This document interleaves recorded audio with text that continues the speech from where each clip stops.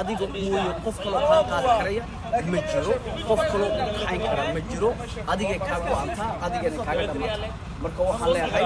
aniguba go'aanka waxaan qaatay 10 sano ka hor waanan arkay una rumoobay waana ku faraxsanahay runtii waxaan ku gaaray haddaan ii sheego rabitaankaygu waxay gaarsiin waxa ka mid ah inaan leeyahay ka go'naansho inaan leeyahay adkaysi inaan leeyahay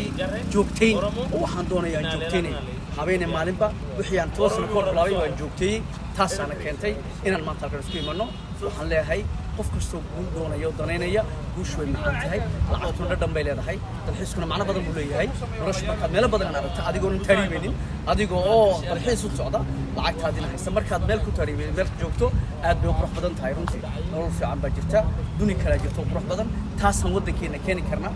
dadka adduunka jooga inako of course markaad joogto dib waad la yaabaysaa inaad where I from just I get confused